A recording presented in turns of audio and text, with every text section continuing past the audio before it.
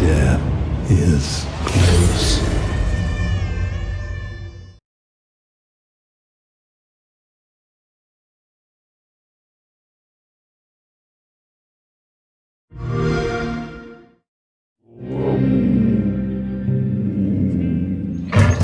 I've been in the field now for 3 years, studying the hidden interconnections between animals of all species, including the locations of some truly impressive varieties.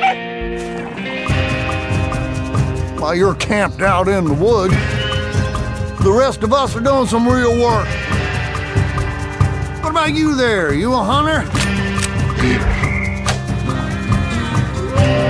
Let's learn from nature, not destroy it. Survival of the fittest. How do you sleep at night? On the tiger bedspread, my dear.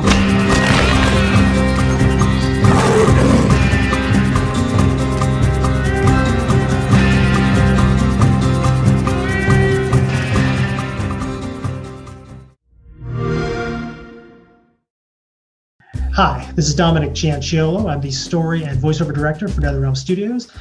Today we're going to be talking about Mortal Kombat 11 and Mortal Kombat 11 Aftermath, and looking at how we put together our time-traveling narrative that merges the past of Mortal Kombat with the present of Mortal Kombat, and allows it just to honor the entire history of the franchise. The original Mortal Kombat story was a smaller affair. It revolved around a small number of warriors who were in an exclusive tournament that was fought to determine the fate of the universe. From the beginning, Mortal Kombat has really leaned into its story. From Mortal Kombat 1, when there was just the small character bios and the endings that were there, even that small amount of storytelling was something that really, really resonated with the early fans of the game. And as the franchise has grown and as we've added characters, a lot of thought has gone into making our universe as rich as it could be, and is making it as interesting as it can be for players to follow along, because we know that players are going to engage more when they're emotionally invested characters in our universe. When we sat down to write Mortal Kombat 11, we explored a number of different possibilities, and we pitched a number of things to Ed to see where he might want to go. And the past meets present angle of the story is something that Ed got very excited about early on, and was something we were also very excited about it as well. From a story standpoint, it allowed us to celebrate the entire history of Mortal Kombat. We could draw sharp contrasts from where our characters started and where they are now. And because Mortal Kombat 11 and of course Aftermath are time travel stories, we definitely buffed up on all of the classics that we're all fans of, whether it's the Back to the Future series or the Terminator, or most recently, Rian Johnson's film Looper from just a few years ago, which was really an excellent film. Obviously, you can see the fingerprints of Back to the Future 2 all over Aftermath in terms of having to go back in the past and find this thing and keep it from the bad guys. But then in terms of this notion of past meets present, that's one of the things that Looper did incredibly powerfully. And when you see old Joe and young Joe meet, Bruce Willis and Joseph Gordon-Levitt in that diner for the first time, that is that confrontation of, it's the same person at different points in their lives with incredibly different perspectives. And, that conflict, that kind of conflict, is something that we knew was going to be part of the Mortal Kombat 11 narrative because of this past meets present, and provided an excellent inspiration and a springboard for those kinds of thinking about it. So in a time travel story like this, or rather a time mashing story like this, a character like Johnny Cage is sort of the prime example of something that was very fertile ground for this kind of exploration. When Johnny Cage first appeared in Mortal Kombat, he's the cocky movie star he's very funny and very acerbic and very immature. Dad always said, hungry people eat lunch, humble people serve it. Dad was an asshole. Hollywood made us an even bigger one.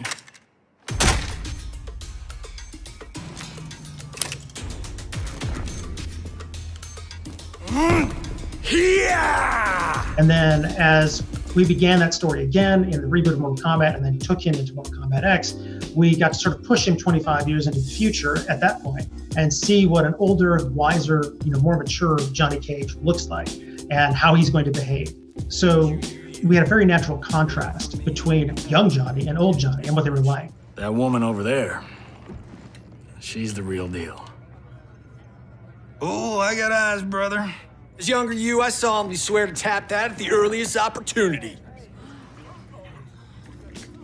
This, of course, is our young Johnny Cage. I know when they were starting the art for this, they were really sort of leaning into sort of the early representations of the characters in the game, like going all the way back to MK1 and MK2, and coming up with a modern presentation on how they would look and how they should look.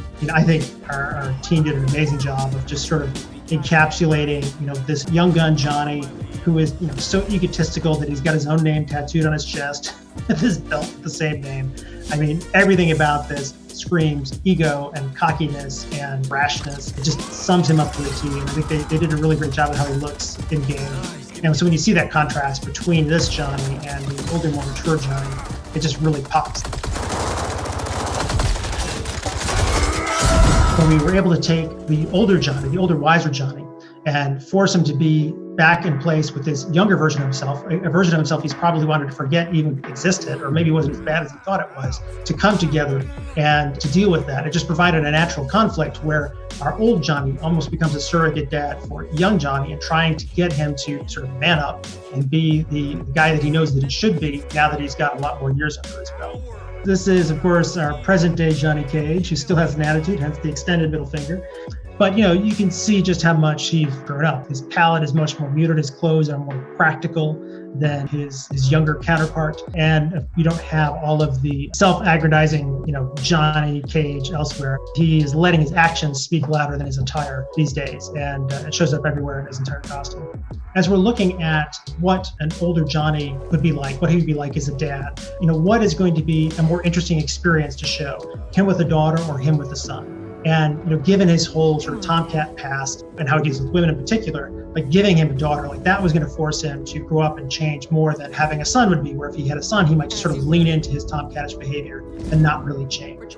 And so that was, for us, like, okay, giving him a daughter really allows us to take him in a different direction. I need to provide for you in the manner to which you've become accustomed. Jeez, guys, I'm right here. Originally in the story development of Mortal Kombat 11, this notion that Kronika had multiple timelines and that she had been sort of noodling on timelines of fate between each iteration wasn't part of the original story. It really was just one timeline that we were restarting. But as we were looking at how we wanted to deal with the conflict between Liu Kang and Raiden, and this transition of what we call light Raiden or normal Raiden into dark Raiden over the course of the story, we sort of realized it's like, wait a minute, as we look at the last several games and even prior to the modern story mode era, there are so many times where Liu Kang and Raiden have been come in conflict with each other, and like they're fighting over themselves fighting over what the fate of the realms might be. And so, it is always an odd thing when you have two heroes sort of come to blows over something that's very important like that, this sort of mini Mortal Kombat Civil War. And so that's when we wait a minute, we've done this before, this beat has reoccurred. That sort of unlocked this idea of the multiple iterations. And as we were writing, that was sort of fresh when the first season of Westworld had just come out, and I sort of got through to the end of that. And I was like, oh, yes, this idea here that they're using totally applies back to how our Mortal Kombat narratives work and how we sort of have some of these beats that come back cross titles, having that be part of what is Kronika's plan, sort of tied everything together across multiple narratives, going from before the Mortal Kombat reboot. In Aftermath, we had a great opportunity to do some new things with characters that haven't had a lot of screen time over the last few games. It was Shang Tsung in Mortal Kombat 11. He has not been in our last couple of games because we killed him back off in MK9, so he hasn't been around for a while. But when we discovered that Kerry Tagawa had signed on to return to play Shang Tsung, we knew that Shang Tsung had to be a major portion of the Aftermath story. And his inclusion was made easy, of course, because Shang Tsung is one of our primary villains and he's always kind of in the thick of things. So we had to create the Aftermath story such that he could be right there, having worked with Kronika, and sort of have the information that everybody else needs and help us to defeat Kronika, knowing all the while that at some point he's going to double cross us. I must ask, Sorcerer, how long before you betray us? I find your lack of faith amusing. Writing a character like Shang Tsung, who is always scheming, everybody also knows that he's working this plan, so they're expecting him to eventually betray them. Writing a character like that is interesting because you always have to give just enough, rope for the audience, enough rope for the characters for Shang Tsung to believe that he can be trusted. Like at each of these moments, that okay, we'll go further. And so what he's doing basically is he's playing this long con, and he's getting people to just trust him enough to get him to this next stage until he reaches the point where he doesn't need anybody's trust anymore, and then he can flip on it. So by bringing Nightwolf and Fujin in along with him and creating the lore that Kronika had to keep basically all three of them out of the way and put them over in the void for safekeeping while she did her plan, by their arriving with Shang Tsung and being independent validators for what he's seen and what he's talking about, gives Liu Kang and Raiden a reason to trust Shang Tsung for now and allow him to begin this quest. And then, of course, they function as the chaperones for Shang Tsung to make sure that he stays on the straight and narrow over the course of the adventure. Nightwolf as well, we were trying to also shade him a little bit more and ground him a little bit more. Even back at MK9, because he's sort of this godlike character, he is also very much like Raiden. And we were trying to ground him a bit and make him feel a little more fully realized than simply clone of Raiden. So that's why we introduced this notion of the mantle. We gave Nightwolf this backstory, this gray cloud, to try to give him a little more richness, give him more to work with, so that as we saw him in the scenes, as we dealt with him in the intros, there was just more grist there to explore who he is, what he's looking for, and where he sort of fits in the Mortal Kombat universe. In the case of Fujin, this is his longest portrayal and the most in-depth portrayal that he's had really since he's been introduced as a character. And so our challenge here was differentiating Fujin from Raiden, and how do we make sure that these two protectors of Earthrealm, these two gods, do not feel like the same person? And that's when we decided to shade Fujin in a more relatable way, somebody that is less aloof, somebody that is more in tune with humanity in a way that perhaps Raiden isn't, and making him more accessible. The big change that we had between the two stories is the moment, of course, where present Jax is brought back from Kronika's side, back to the good guy's side. And in the main story, that happens on the ships as they're heading off to Kronika's keep. Jax battles Raiden, and Raiden convinces Jax to come back to his side. In Aftermath, that beat happens a little bit earlier when Fujin and Shang Tsung and Nightwolf are at the Well of Souls on Shang Tsung's island. They encounter Present Jax, and Fujin is the one to bring Present Jax back. Now, the content of the conversation is a bit different in terms of how each is trying to bring Jax back. Fujin's focuses much more on his empathy for Jax in that situation. You're a god. Ain't no way you get how this feels. You know the only time Raiden and I ever fought?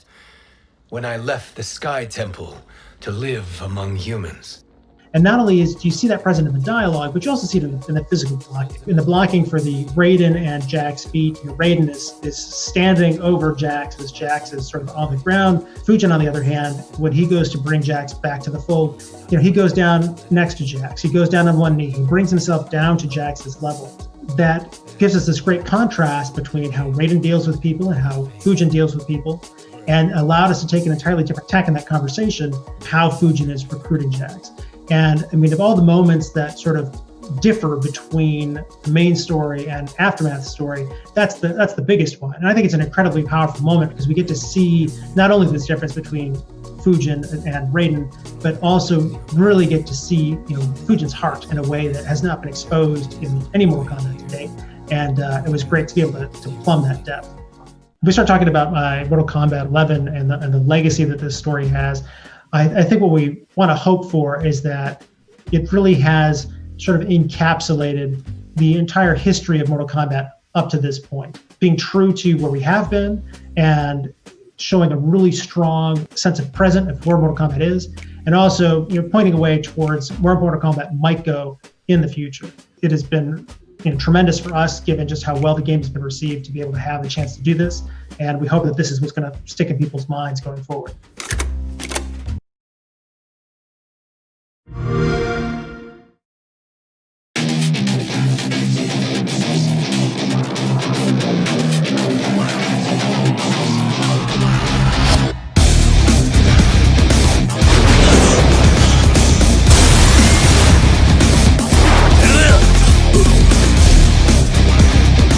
極道の世界で竜と呼ばれる男は一匹でええんですわ。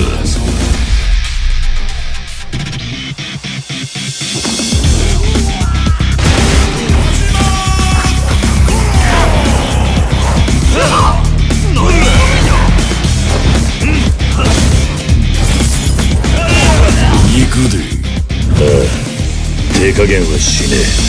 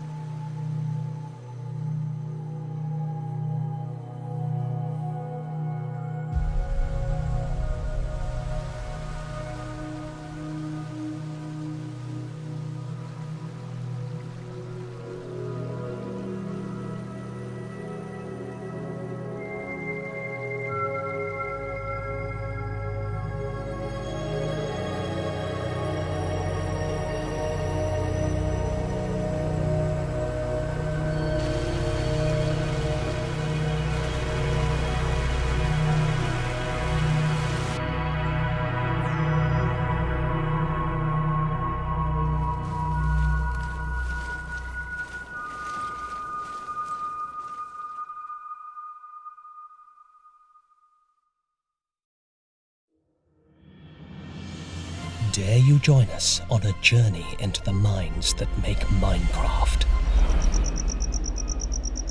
Yeah, they can't all be winners. Nonetheless, welcome to How We Make Minecraft.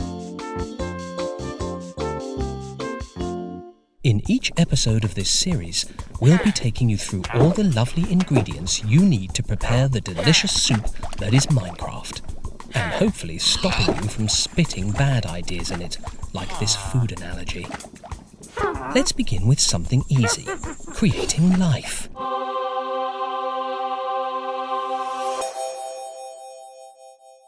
Let's create a new mob and see if we can get it into Minecraft. How about this?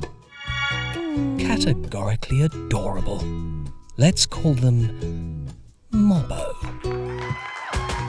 Now that we've crafted the best mob ever, let's see what Mobbo can bring to Minecraft. Mobbo spits up lava whenever it sees another mob. That means Mobbo likes you. More great Mobbo news. Mobbo has a kazoo for a voice. Mobbo steals blocks from your builds and replaces them with these. And when they get hungry, Mobbo eats your save files. And Mobbo is always hungry. So are there any reasons at all why Mobbo shouldn't be added to Minecraft immediately?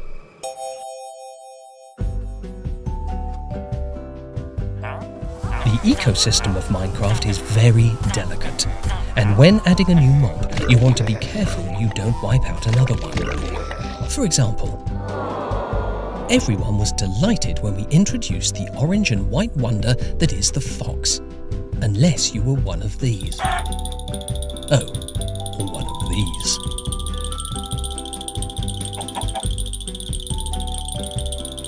They were right to worry, as when we first added the fox, we made them a little too good at finding food.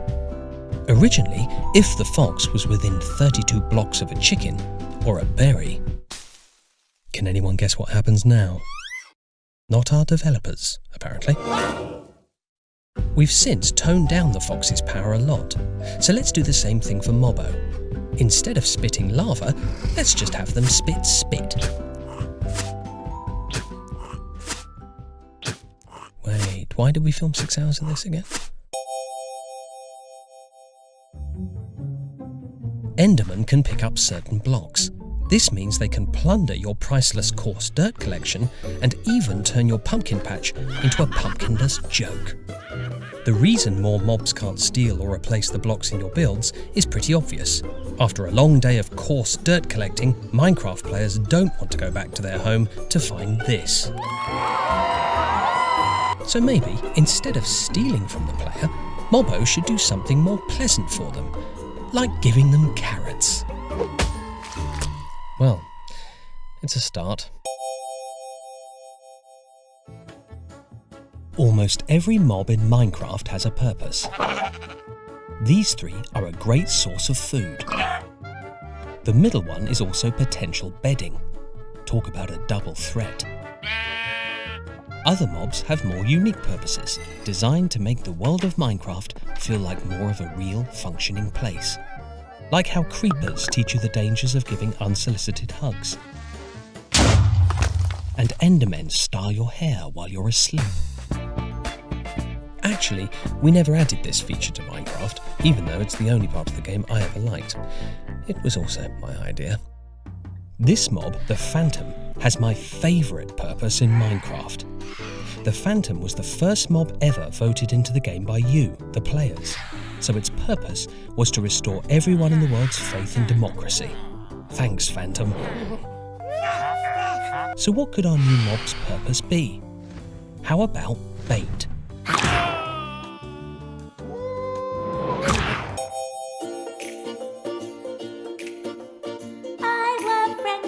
Friendship, love me, will you be my friendship? I friend love shit forever. Make it stop! Make it stop! Cute is great in small doses, but it's important to strike the right balance. That's why some of our developers are cuteness fanatics, who want Minecraft to be bright and cheerful and oh so happy. And some of our developers clearly wish they were working on Hellblade. One of them genuinely finds it relaxing to be in the Nether. Relaxing. The Nether. Far from being a problem, this tug of war between adorable and aggro is exactly the process you want. It gets you mobs that are the best of both worlds. It's why even Minecraft's cutest creatures have a dark side. Dolphins play with your items instead of returning them. Polar bears are cute and cuddly until you bother their children. Then they're, well, bears. Even the baby turtle, practically the dictionary definition of the word adorable, is somewhat sinister. It eats the souls of people who don't like this YouTube video. Well, that probably isn't true, but do you really want to risk finding out? That's why I've decided to take Mobbo, clearly the most handsomely pretty mob ever conceived, and make them 86% less cute. Just needs one more tweak. Ah, much better. Welcome to Minecraft, brand new mob. Please like and subscribe to our channel and look forward to more How We Make Minecraft coming soon.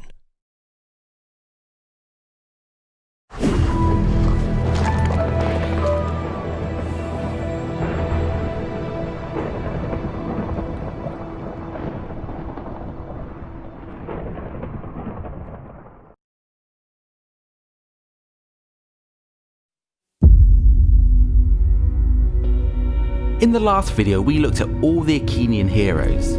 So if you missed that, go check it out. In this video, we're going to be looking at all the Trojan heroes and their unique mechanics. Let's start off with Hector, Prince of Troy. Hector's first mechanic is called the Aswan League. Hector looks to build defensive and military alliances. The more regions controlled by Hector's allies, not Hector himself, the more boons will be given to Hector and his army. These boons will include a massive increase to campaign movement, reduced recruitment cost, and reduced troop upkeep. You will be rewarded for building alliances and helping them keep their land. You will even be given occasional gifts if you aid your allies. Hector's next mechanic is called Priam's Heir. This is shared with Paris.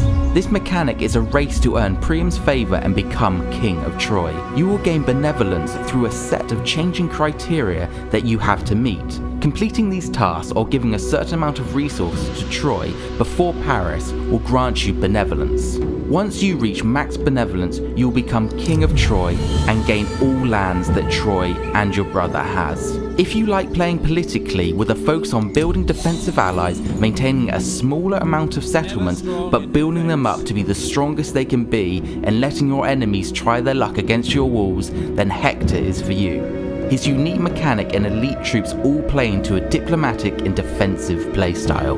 Next, let's talk about Paris, Prince of Troy. As we just talked about, Paris also has Priam's Heir and will act in the same way as Hector. If you want to be that kind of brother, there are a few sneaky ways to reduce the benevolence of your brother. Paris's other mechanic is called Helen, my love. Helen is represented as a property on the campaign map and is bound to a settlement. She can be moved around via the Helen My Love panel, and depending on what buildings are in the settlement, will give access to different celebration options.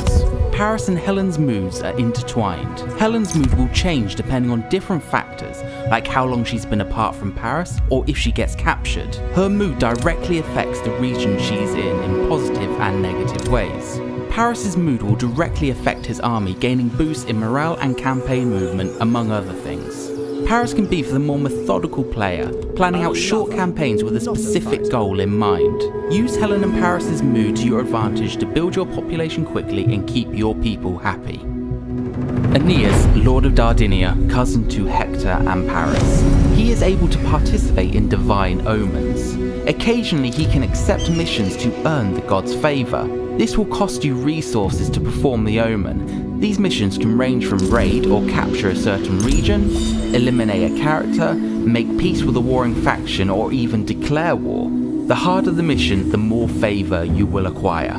Styxian Voices is the ability to talk to dead heroes. This is an ability that the cults don't like and will lower your favour with the gods. There are many different heroes you can commune with, including any dead hero within the game, and some special characters that are called Heroes of Old. Each dead hero can give you one of 3 buffs that will last for several turns. If you want to go a little deeper into the gods mechanic and want a more random, unpredictable playthrough, then Aeneas may be the hero for you. Sarpedon, King of Lycia, has access to trade missions. He cares about having influence in other factions' regions. You are the only one that can gain influence through trade. For every 20 units of resources traded, you will gain 1 influence within that faction. Once you've gained enough influence, a few options will become available to you. You can gain exotic goods from deposits within that region, you can break a barter agreement that faction has with another faction, or you can steal a barter agreement, replacing it like for like. These actions all require gold, which is expensive and slow to amass, so choose your time to use influence wisely. Sarpedon has access to precious resources. These are made up of 3 unique pooled resources only visible to him. These resources are Celestial Iron, White Granite, and Minoan Relics. Each of these resources appear as a deposit in a region on the campaign map. To gain access to these resources, Sarpedon needs to occupy that region, then the resource is gathered 1 unit per turn. Once enough resources have been mined, they can be spent to activate different effect bundles. The price to activate these bundles will scale depending on the number of regions you control. Iron will give enhancement to your troops in combat, Granite will aid you in construction of your buildings, and Minoan Relics will increase your influence and favour from Priestess's rituals. If you love trading and waging a different type of war, then Sarpedon may be the hero for you. That's a quick rundown of all the heroes in the game and their unique mechanics. Have fun and see how you can make them work for you.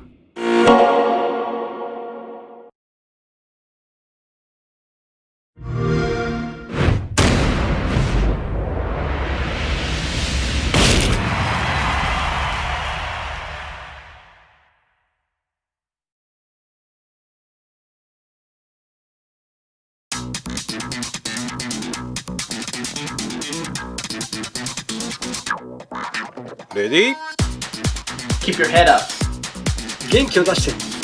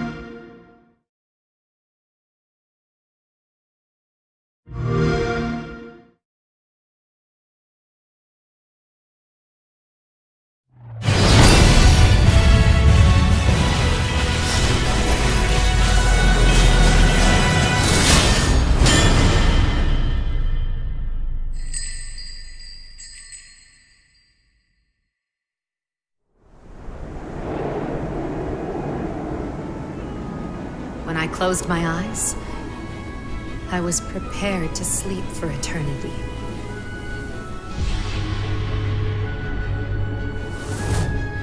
Hishiro Mitsurugi, you murdered my master!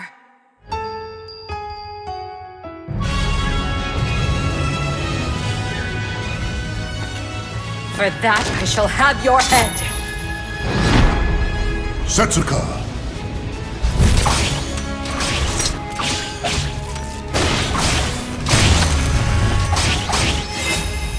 I did not teach you my techniques for revenge.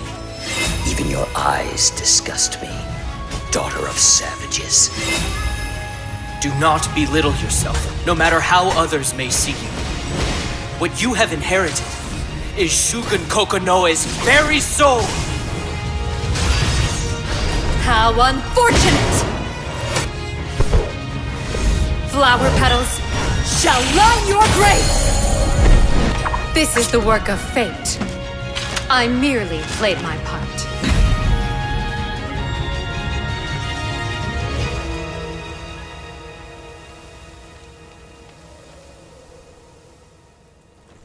I will strike you down and keep moving forward. Oh. I know that god.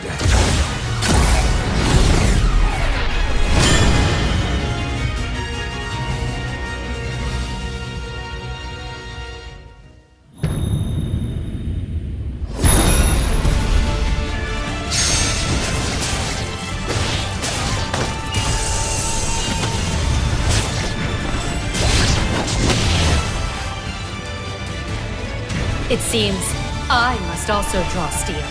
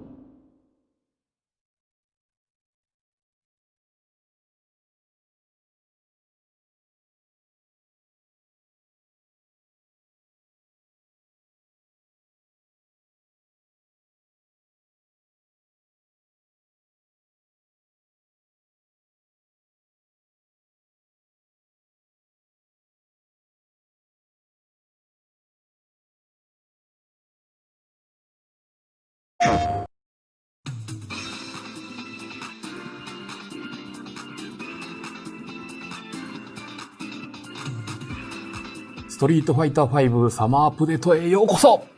番組をご覧いただきありがとうございます。本日はたくさんの情報をアナウンスしたいと思ってますので、ぜひお楽しみください。じゃあまずは軽く自己紹介させていただきます。はい。はじめまして、ストリートファイター5のディレクターの中山です。今後ともどうぞよろしくお願いします。はじめまして、ストリートファイター5プロデューサーの松本です。今後この番組を通してどのような、キャラクターが作られていくとか、開発情報というのをファンの皆さんに、お届けしたいと思ってますので、よろしくお願いします。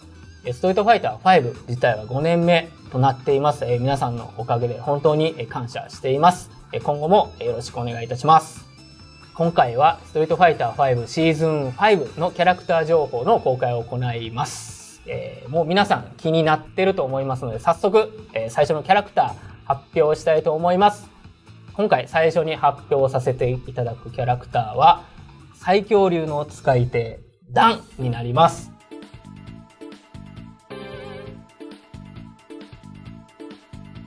ダンを選んだ理由など中山ディレクターに話していただきたいと思います。ダンはすでにストリートファイター5に登場しているサクラとかブランカとか仲がいいキャラクターで、世界観的にもすごくマッチしてると思うんですね。で、今ちょっと映像が開発中の自分の席で撮ったやつがあるんですけども、それが流れてるかと思うんですが、バトルでもすごく個性的な性能を持ったキャラクターだったので、個性を生かすっていうストリートファイター5のテーマにすごくマッチしてもってこいのキャラクターだなと思ってます。はい。あとはダンのね、代名詞の挑発がどんな性能になるかっていうのは、ちょっと楽しみにしていていただけるとありがたいです。中山ディレクターありがとうございます。僕はダン自体がめちゃめちゃ選んでいただいて嬉しいのが、ダンが憎めないキャラクターで、いろいろ本当に個性があったり、挑発もすごくいいスパイスになってるのが、それをストリートファイター5でどうなってるのかっていうのを、皆さんに楽しんでもらえればなとは思っています。一旦我々のパートはここまでとなります。続いてスペシャルゲストからの発表パートとなります。いろいろな情報がありますので、この後も引き続き楽しんでください。それではどうぞ。Welcome to the Street Fighter Summer Update. My name is Tasty Steve. Here with Vicious. And we just want to tell you guys, inform you guys that Season 3 is about to begin and it is going to the next level. And by that means we're bringing international competition to the party. That means the borders of the United States will not be the end of the competition. We're going across the pond and getting players from all over the world. And I personally think this is going to be the best Street Fighter League season yet. Because it's not just anybody. We have players who have hit top 8 at numerous events, and they're here for this season to prove their worth against some of the best players ever.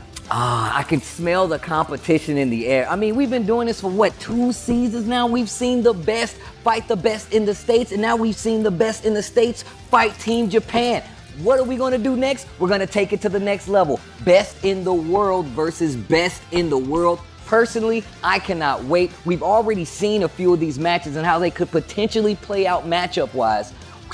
What else do you want from this season? All we can say that it's definitely been an incredible 2 seasons, but you already know it only gets better. Season 3 is coming at you real soon. We hope you guys enjoy it, and we hope to see you all there at Street Fighter League.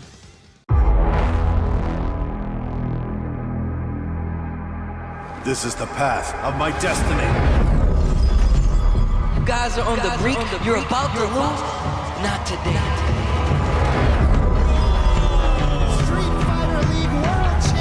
We have some of the best talent.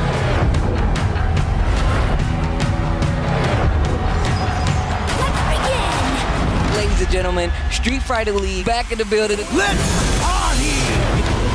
Cash that ticket! Cash that ticket! Another OCB! What the hell was that? What is... I look forward to destroying him with my Karen. Takes it, knocking out Team Inferno! I'll finish this in no time.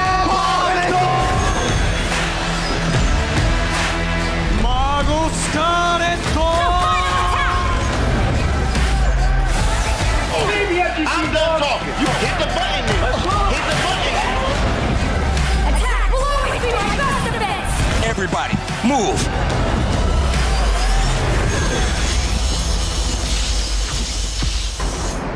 need for talk. Let's do this.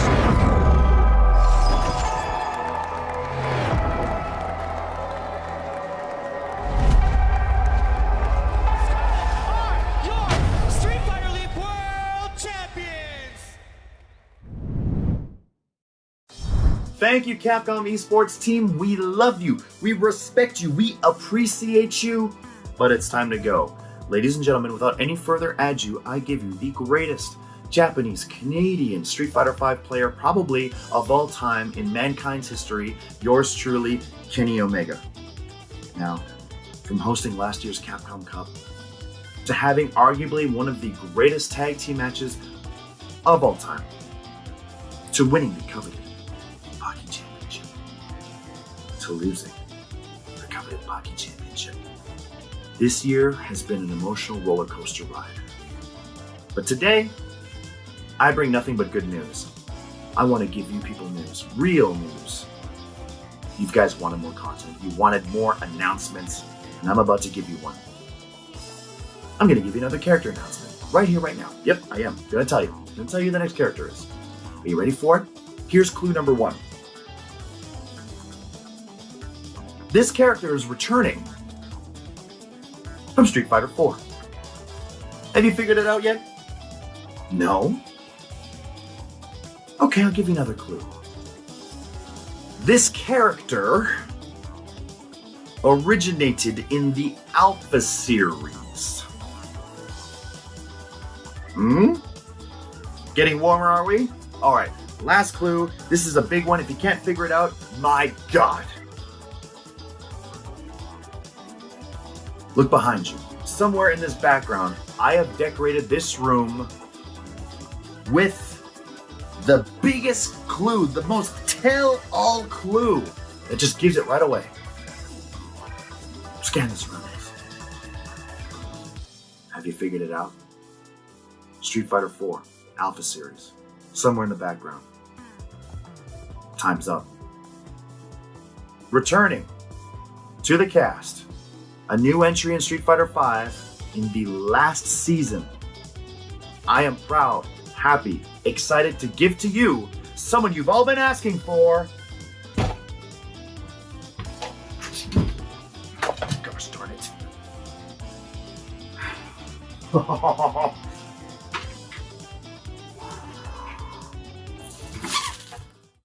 Rose.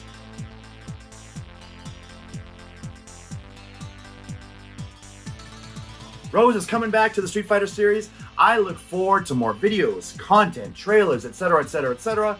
This is fitting to be a closing end for the Street Fighter V series. And until then, goodbye, good night, all that stuff. Matsumoto-san, Nakayama-san, I leave this in your capable hands. Thank you guys for having me appear tonight. Until next time, see you soon. I'm Kenny Omega, signing off. ローズの発表ありがとうございました。ローズについてはものすごく喜んでる皆さん多いんではないかと思いますが、メナトのお師匠が参戦することになります。ローズの選んだ理由に関しても中山ディレクターに詳しく聞きたいと思います。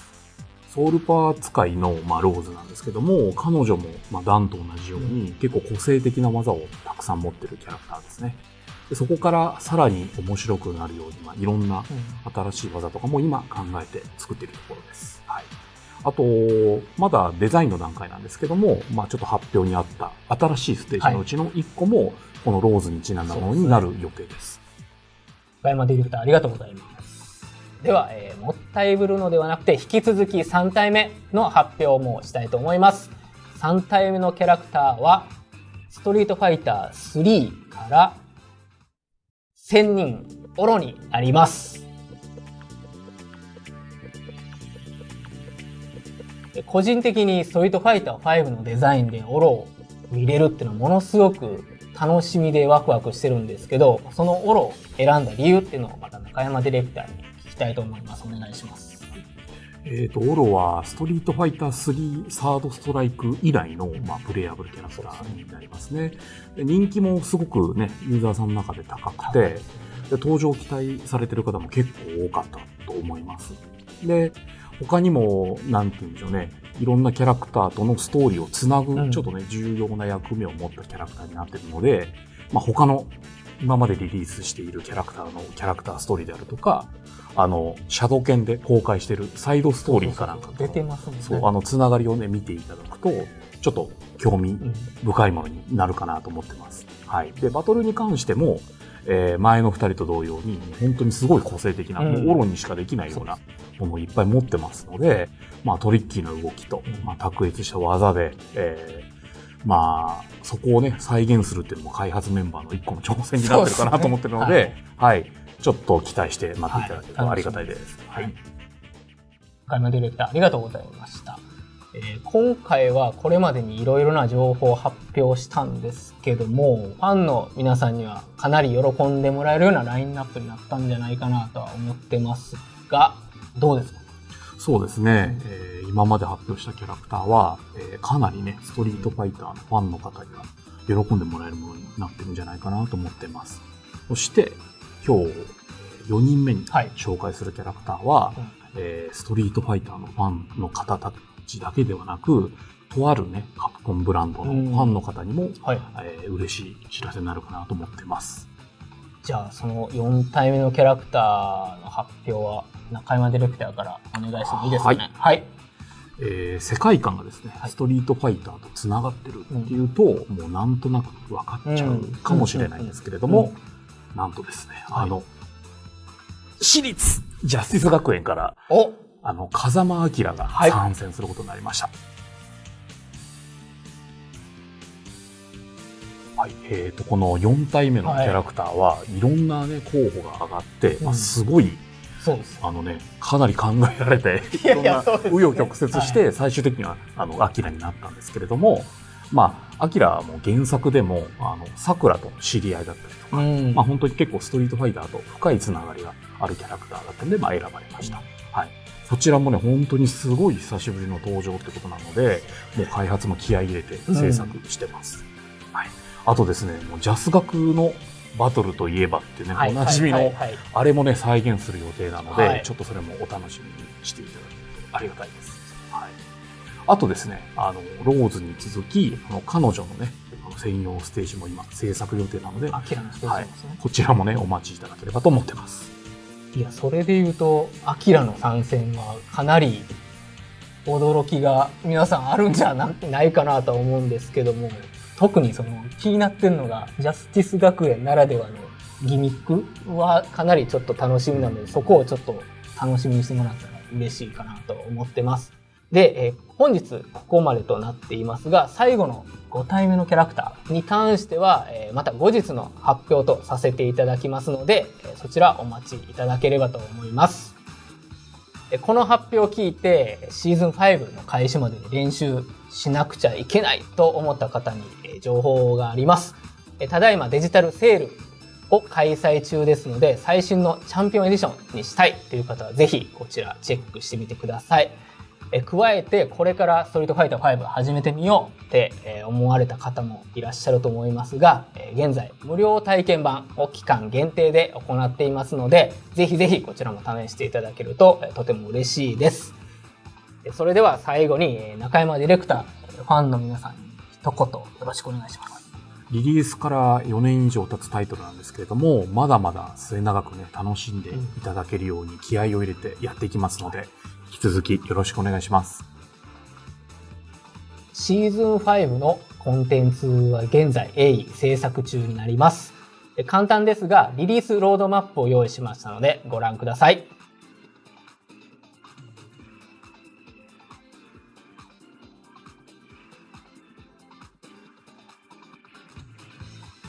今後はこのようなメッセージビデオを通じて開発チームの考えであるとか、どのようにコンテンツに命が吹き込まれているのかというようなことをファンの皆さんであるとかコミュニティの皆さんに伝えていきたいと思っています。今回は初回ということで手探りかつ至っていないところいろいろとあったと感じていますけども、今後クオリティを上げていけるように努力していくのでお楽しみにしていてください。またストリートファイター公式チャンネルや SNS のフォローもよろしくお願いいたします。これからもストリートファイターチーム一同全力で取り組んでまいりますので、引き続きよろしくお願いいたします。本日は番組ご視聴いただきありがとうございました。ありがとうございました。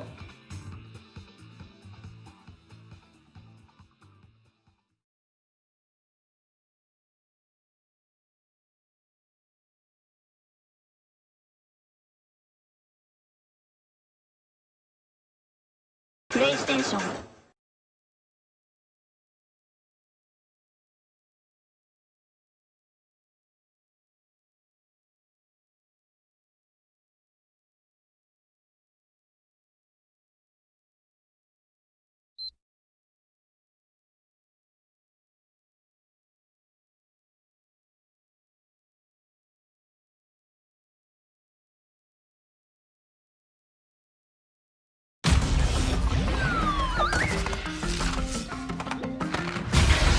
Hey everyone, I'm Lou Studdard, producer at Toys for Bob, and I'm here to talk to you about Crash Bandicoot 4, It's About Time. Crash 4 is a direct sequel to Crash Bandicoot Warped. The devious villains, Neo Cortex and Dr. Entropy, have finally escaped their interdimensional prison, leaving an evil scientist-sized hole in the universe. Now they've got their eyes set on not only simply conquering this dimension, but all dimensions. And it's up to Crash and Coco to save the day. Crash Bandicoot 4 It's About Time is the first totally new game in the Crash Bandicoot series in over a decade. So for us at Toys for Bob, we felt that it was important to reintroduce longtime fans, as well as new players, to this amazing franchise. First, we made sure to incorporate the classic tense, precise, and perspective-shifting platforming that we all fell in love with. And then, we wanted to introduce exciting new elements that we can't wait to show you today. Let's start with Insanity Beach. This is where Crash's adventure first started, and where we picked things up again in Crash 4. But there have definitely been changes since we first saw Insanity Beach all those years ago. And throughout Crash 4, you'll see those changes to our gameplay and even our art style. Our art teams wanted to take inspiration from not just the original games, but the animated cartoons that inspired those original games, all while also delivering bigger, more awe-inspiring dimensions to explore. Throughout Crash 4, you'll see wide-open new vistas, new character models, and lots of expressive animations. And with all of that also comes new additions to the platforming, like having the ability to wall run, rope swing, rail grind, and zipline as well. In the original trilogy, specifically Crash Warped, there were certain moments in the game where Crash would change outfits. Think Crash wearing a biker jacket when riding a motorcycle. That seemed like a natural area for us to expand upon. So we have loaded the game with tons of awesome skins that you can earn and wear throughout the game. These skins are totally cosmetic and a fun way to express yourself while playing the game. And just to be clear, there's no MTX here. Skins are earned by completing different challenges and earning gems within levels. Crash 4 also introduces the Quantum Masks, the powerful protectors of time and space. Crash and Coco will need their assistance throughout the game to tackle the crazy challenges that we're going to be throwing at the player. Whether it's Ika Ika, who gives you the ability to instantly flip your center of gravity at the press of a button, Kapunawa, who allows you to slow down the world around you, or Lani Loli, who allows you to phase shift elements in and out of existence. Bending the rules of reality and altering your environment with these new masks is a must. We also can't wait to talk to you about the fourth mask, Akano, but that's gonna have to wait for another day. What we can tell you today, though, is that Crash isn't the only character you get to take control of during this adventure. For starters, you can play the entire game as Coco. Any level that you can play as Crash, you can also play as Coco. It was also very important for us that she take a more prominent role in the story this time as well. But that's not all. We've got a few other characters that you'll get to control at key points in the adventure, so that they can provide their own fresh perspectives and new gameplay. Here you can see that you'll be taking control of Neo Cortex. He's all about using his blaster to change an enemy in his path. In addition to playing as Cortex, we're excited to reveal that for the first time, you'll also get to tail slap your way through crates as Dingo Dial. I repeat, you get to play as Dingo Dial in Crash 4. And a lot has changed in the years since we last Dingo Dial. In fact, he hung up his old flamethrower rocket launcher combo when he decided to retire from a life of villainy and open a diner. Unfortunately for Dingo, fortunately for us, his adventure begins by witnessing the destruction of said beloved diner and getting sucked into another dimension. Finally, there's one more surprise I'm incredibly excited to show you today. The Crash Bandicoot series has always been about finding new and exciting ways to play through the game. In the past, it's been about taking on time trials or discovering all the hidden secrets.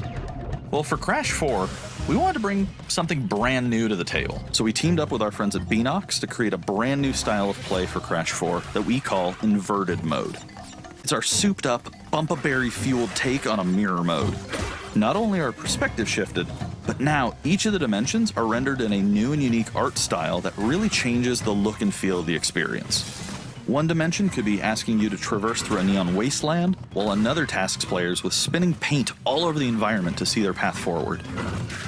We've even got one that feels like an old-timey movie, with the overcranked camera speed increasing the actual speed of gameplay as well. Once unlocked, players can replay all the game's levels with a totally new and dynamic look and feel. It's an incredibly fun feature that is going to give every player, especially the completionists out there, a reason to revisit each level again to see what new and exciting experiences in store for them. So that's some of the new stuff that we have in store for you in Crash Bandicoot 4, It's About Time. Experience the space and time-bending madness on October 2nd.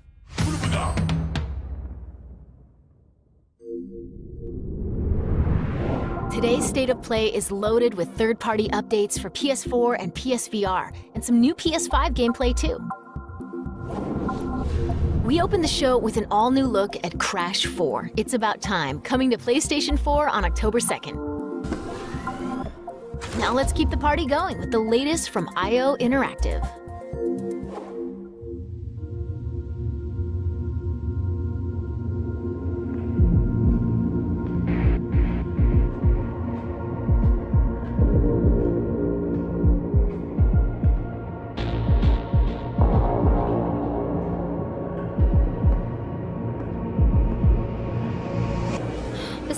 This is your big day. You should mingle, have fun. Oh, don't worry about that. My art speaks for itself. Well, I have to go. I'll call you when I get back to New York.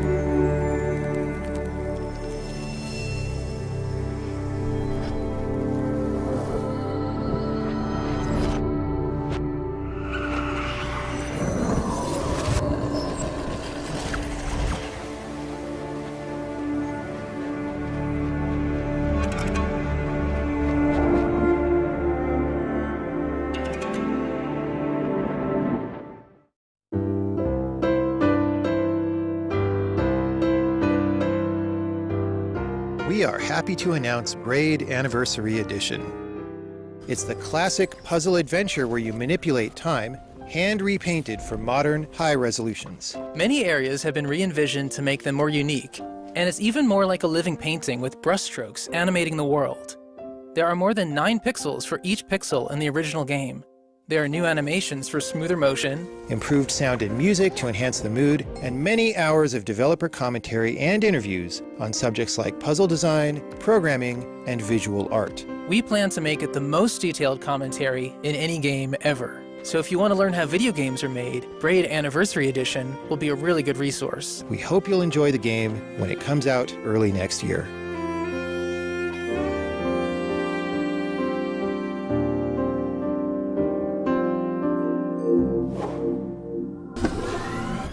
The Pathless is a mythic adventure set on a mystical island. Let's take a quick tour in this new footage captured from PS5. Hi everyone, this is Matt Nava from Giant Squid. I'm excited to share more with you today about our upcoming game, The Pathless.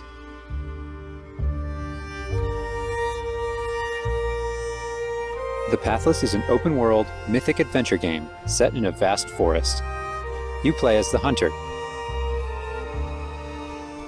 The Hunter is a master of archery. She can shoot talismans to fill her dash meter, which allows her to bound across the landscape.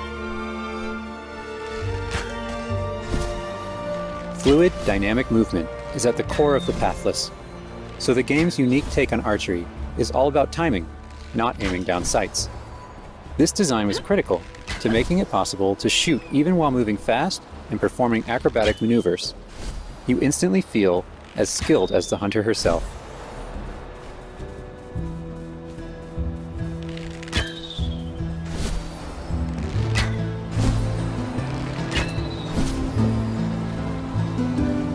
With help from the eagle, you can even fly. The bond between the Hunter and the eagle is central in the Pathless. You can gain altitude while you glide by flapping.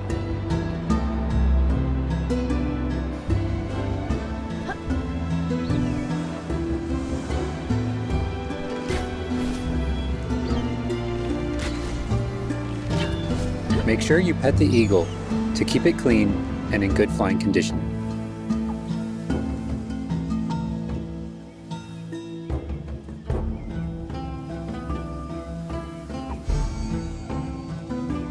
You'll find secrets all over the island, if you know where to look.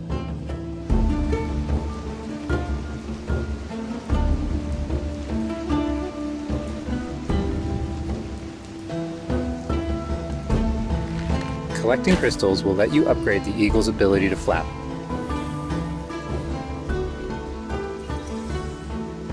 You'll also discover larger puzzles to solve in ancient structures.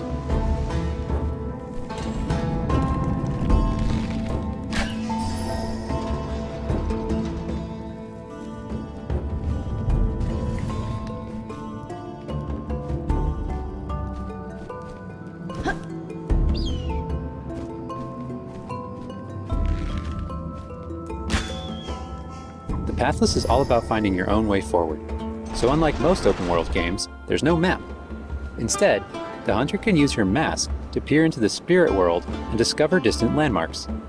It even shows you where you've been. Getting to higher vantage points will let you see further with spirit vision.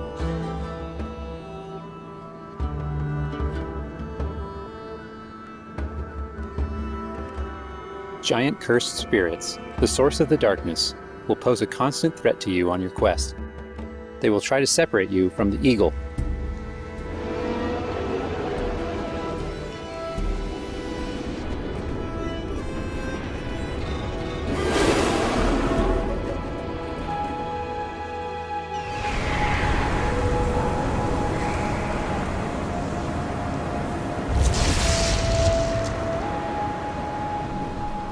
Stay still in the light to avoid detection.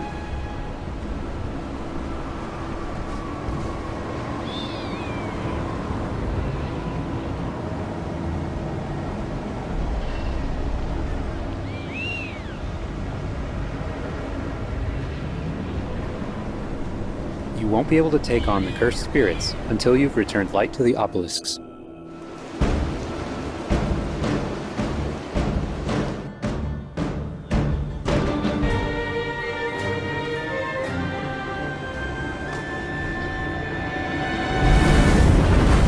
When the obelisks are restored, the cursed spirits will be vulnerable. Chase them down through the forest to corner them in a dramatic final battle.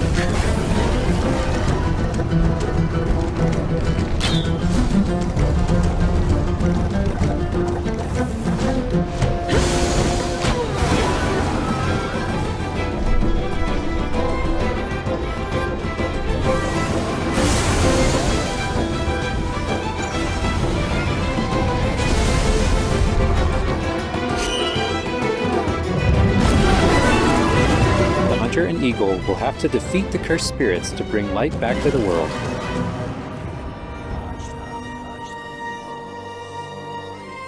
I hope you've enjoyed this overview of The Pathless.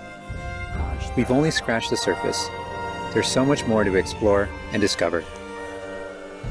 The Pathless is coming out later this year. Thanks for watching.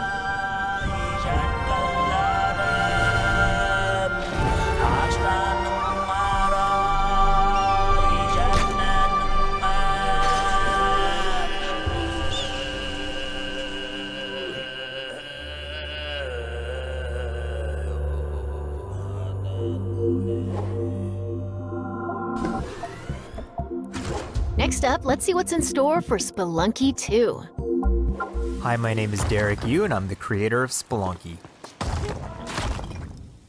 For Spelunky 2, I wanted to make sure we made something that got old fans excited and also brought in new players.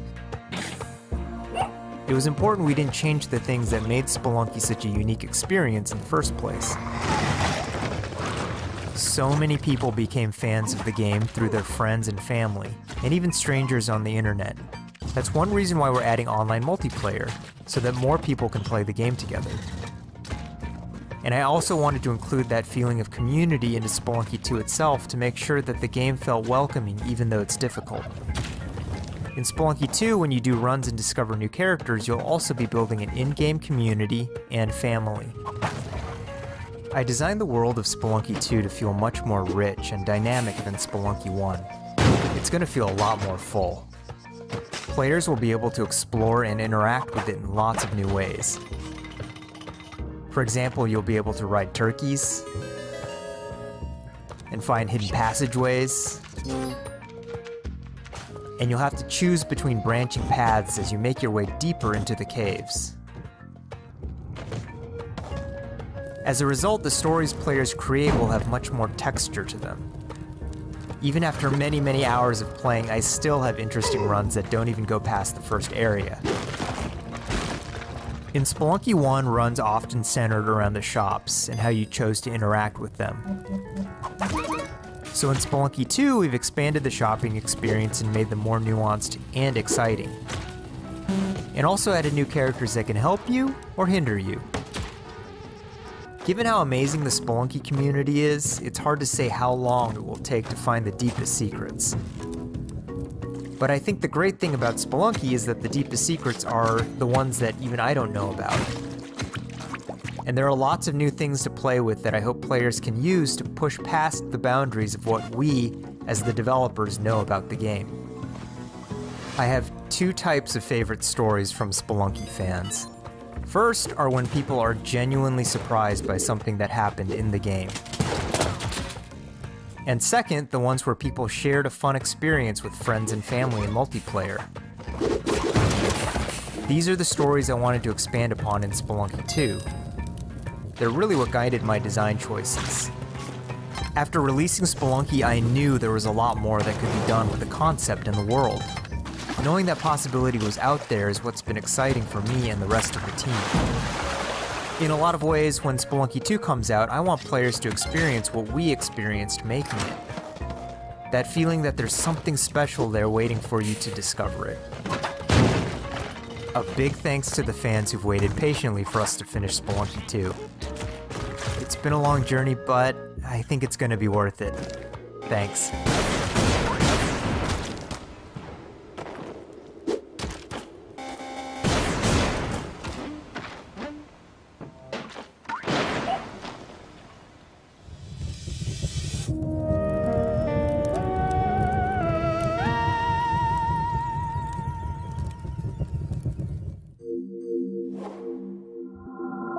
We've got a bunch of new PS4 updates to share with you, starting with a closer look at Genshin Impact.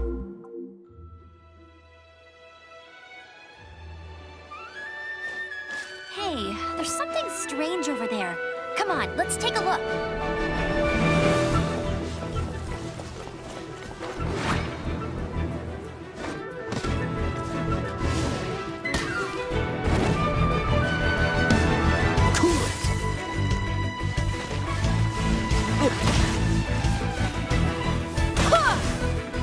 I summon thee!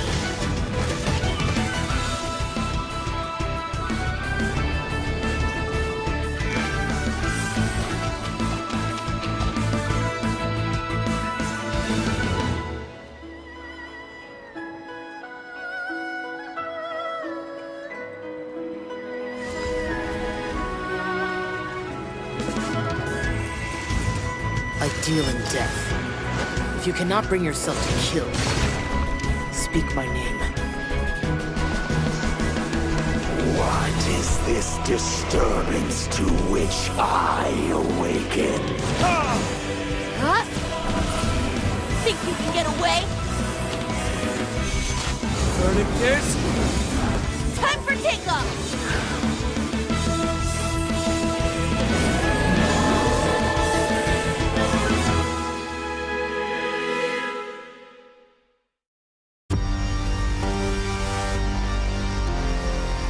Sentient filth. I claim your mind for the Void Armada. Gods have squealed for my mercy. Who are you to stand in the way of my vengeance?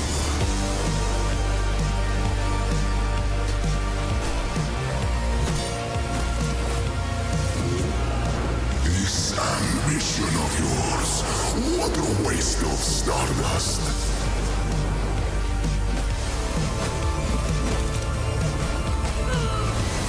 Go all out or go home, Emperor!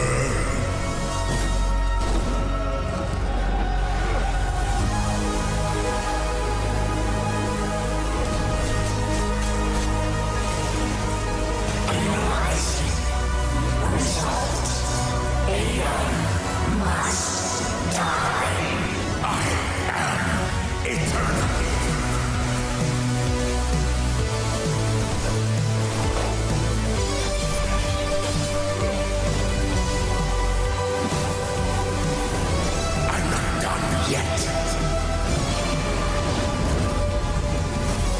You should have remained dead.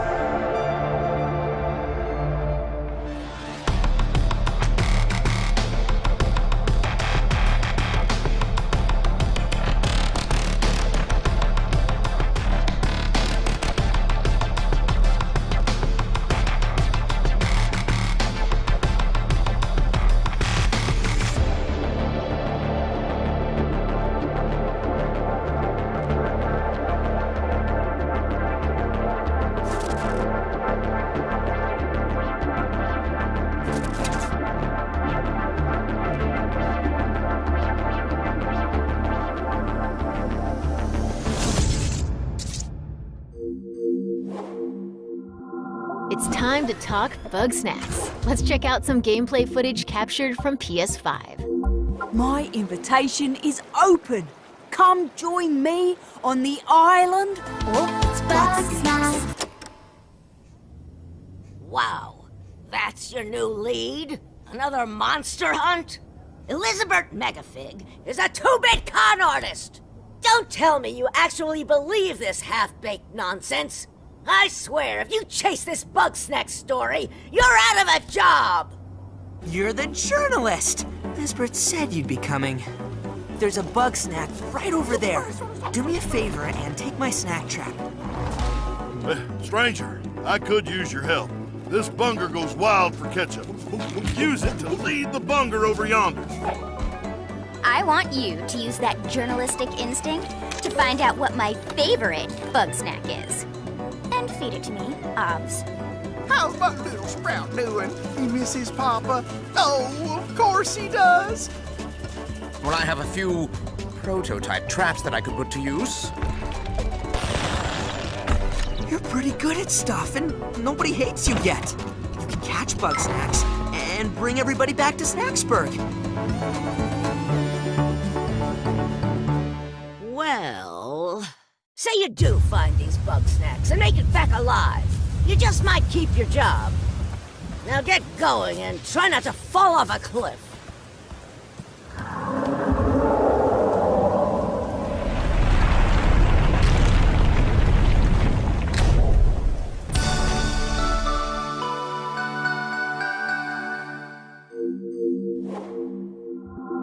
There's a lot more in store. Let's start with an update on an eagerly awaited PlayStation VR game.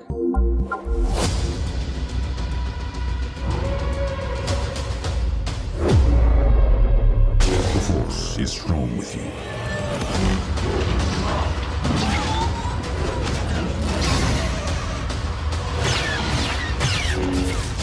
You must stop Vida. I don't understand why you never mentioned that you had the Force.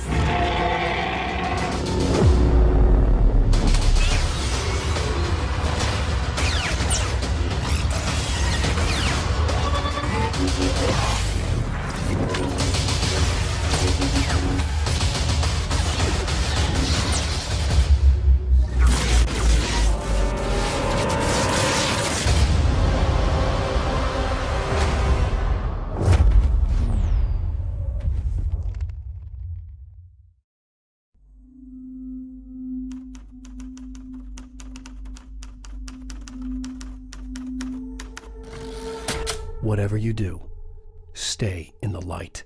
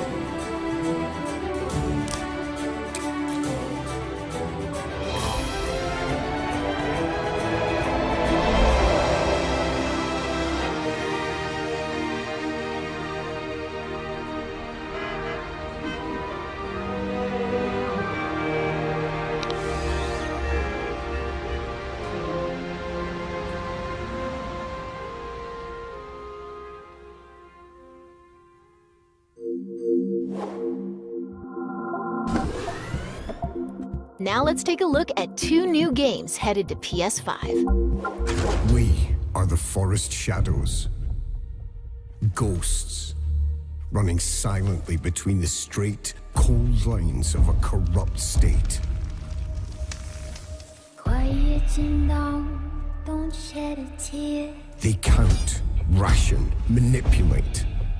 There's a wolf in the night and he's talking to me. They've taken everything from those they claim to protect.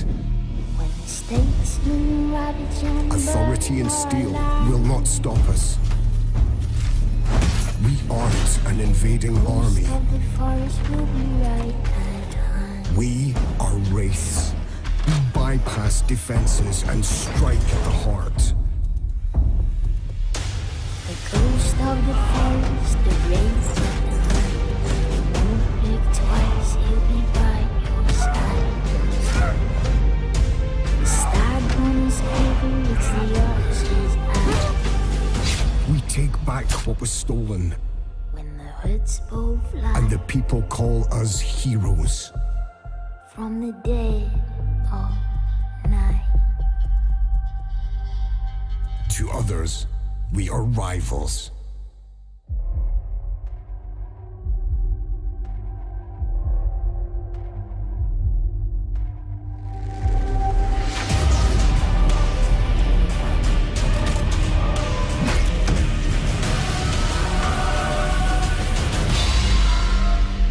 We are all outlaws. But some of us will become legends. When hoods both flies. From the dead of night.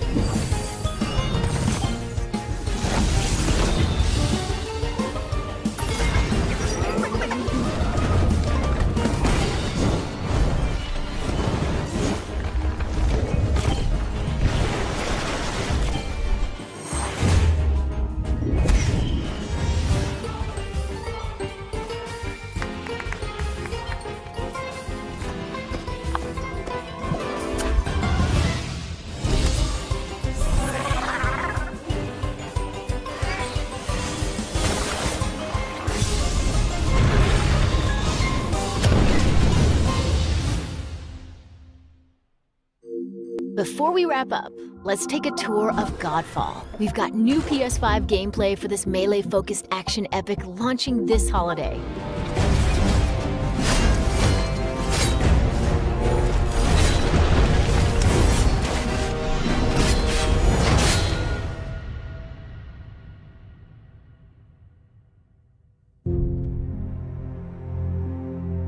Hello, my name is Keith Lee, and I am the game director for Godfall.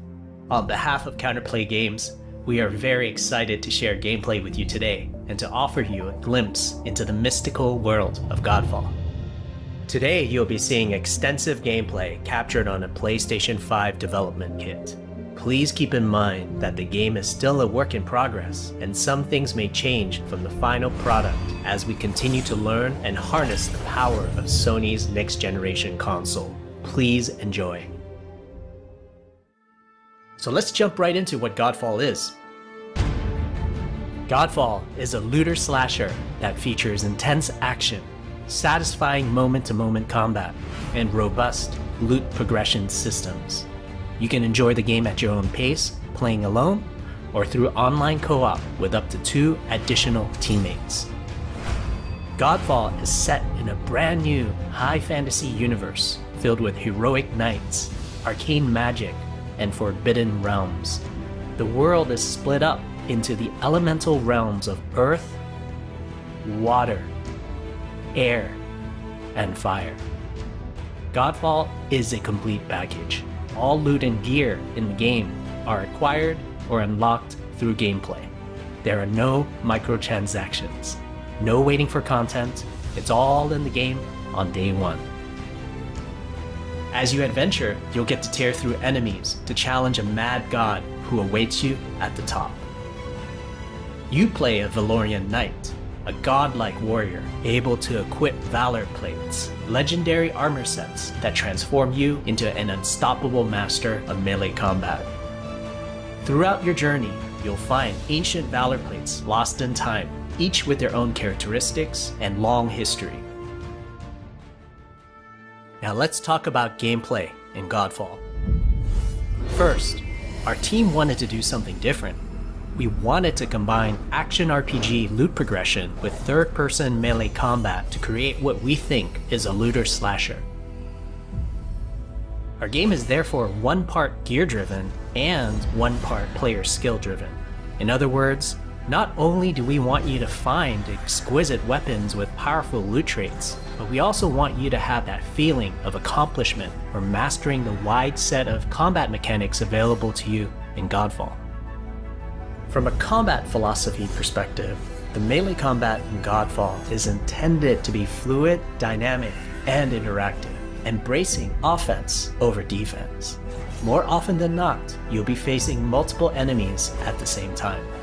As a result, you should always be moving and closing the gap on enemies. Also, you dominate the combat space, not the enemies, and the game rewards you for being aggressive. Now that you're familiar with the combat philosophy, let's dig into the weapons themselves. In Godfall, there are 5 weapon classes: the longsword, the dual blades, the polearm, the two-handed warhammer, and the two-handed greatsword. Each weapon class has their own unique movesets and playstyles ranging from fast combos to more strategic, deliberate play. As you defeat enemies in your adventures, you will acquire numerous weapons. For each weapon category, each weapon with their own primary and secondary traits. At a later date, we will delve into the weapon classes and how to modify them in greater detail. For now, we'll go over the dual blades and the longsword weapon classes. The dual blades are the fastest weapon class in Godfall, embodying speed, fluidity, and mobility. The dual blades are exceptional against soft, unarmored targets or single targets. You can perform a combo by executing 4 consecutive light attacks. The dual blades heavy attack is a spinning blade cyclone. The blade cyclone can also be used as a finisher at the end of your light attack combo. So what are the signature moves for the dual blades? As you build up charge, you can also activate Inner Focus, which is unique to the dual blades, which inflicts massive damage in a short period of time. There's also Mortal Coil, where you can throw your blade into an enemy, pulling the enemy towards you like pulling a cable. Now let's switch to the longsword weapon class. Longswords are balanced weapons, embodying crisp damage and simple cooldowns without needing a lot of elaborate combo setups. Similar to dual blades, longswords have their own 4-hit light attack combo. Then there's the heavy attack finisher, which can be used at the end of your light attack combo. There are 3 signature moves for the longsword class. There's Spectral Flurry, which cannot be interrupted and deals high damage to multiple nearby targets. Then there's Spiral Technique, which eviscerates all enemies in a straight fixed path. Notice there's a white flash after a longsword swing called a timing attack. If you press the shield button exactly at the same time, you'll perform a devastating shield uppercut with your longsword. The shield is a core part of Godfall. It's available to you throughout the entire game. You can always block incoming attacks with your shield. If you press the shield button at the right time, you can also parry an attack. You can perform a light attack after a last-second shield block to counterattack with a powerful shield strike. The shield is great not just for defense, but also offense. You can aim and throw your shield, which will hit multiple nearby targets. If you tap the shield button just as you catch your shield, you can perform a powerful wave attack. You can double tap the shield button to petrify enemies. And of course, you can perform an R3 ground finisher on enemies that were knocked down to the ground.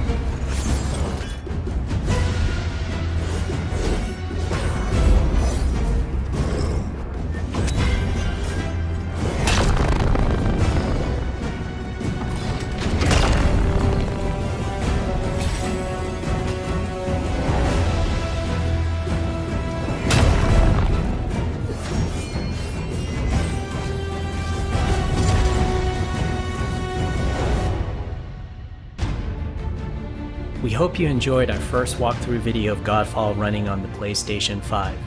We also want to thank all the fans for their endless support since our initial reveal back in December.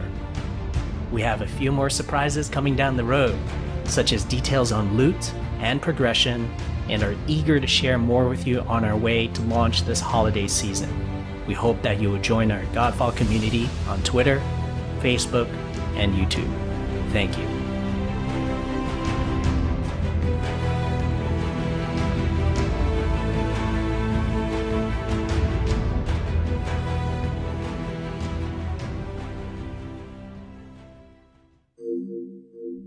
That's a wrap.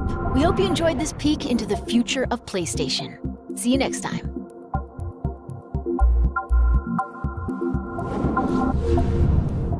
PlayStation.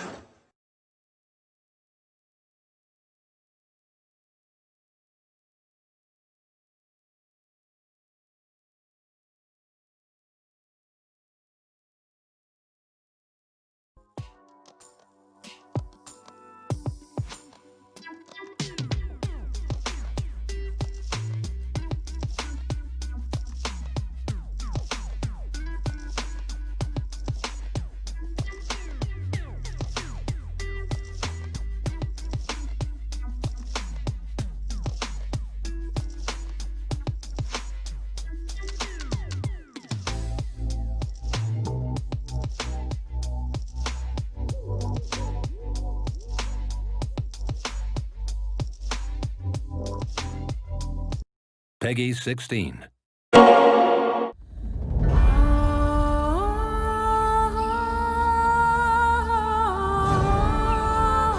lives of man pass as the movement of the heavens.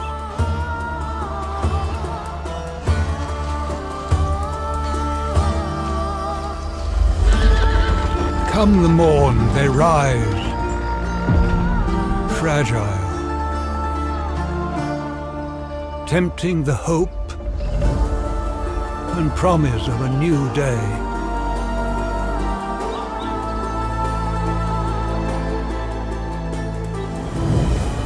But the daylight ebbs,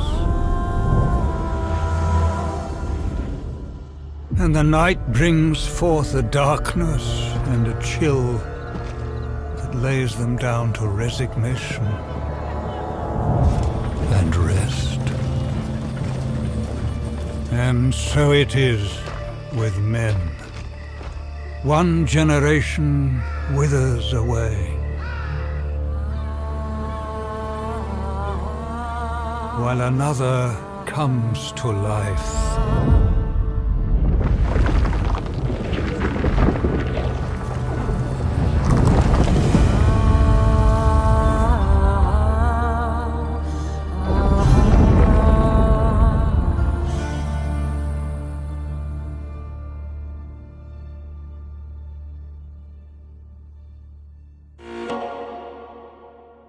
You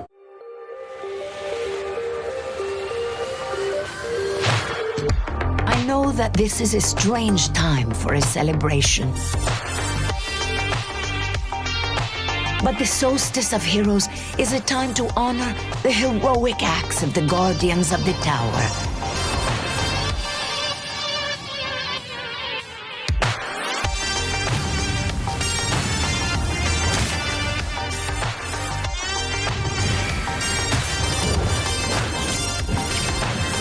And Guardian, thank you for all you've done. PlayStation.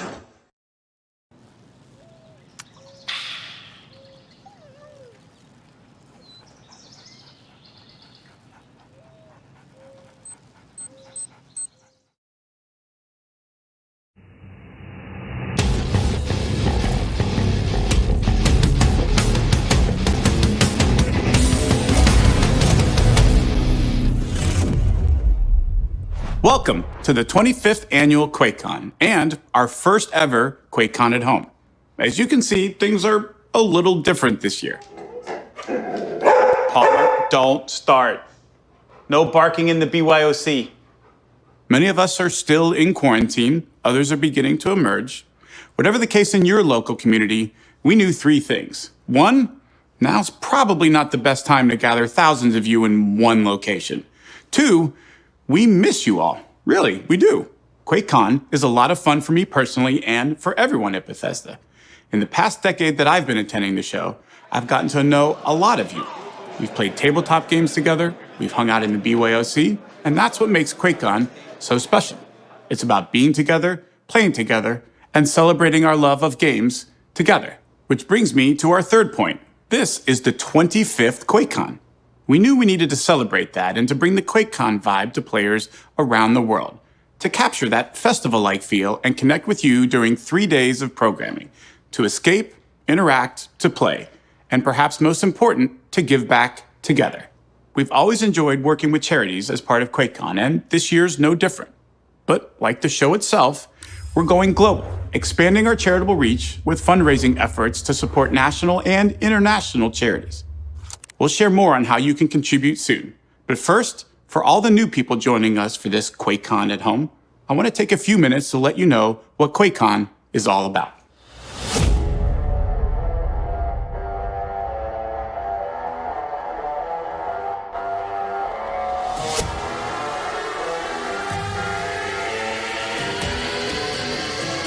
This is the event that you know and love. Welcome to QuakeCon.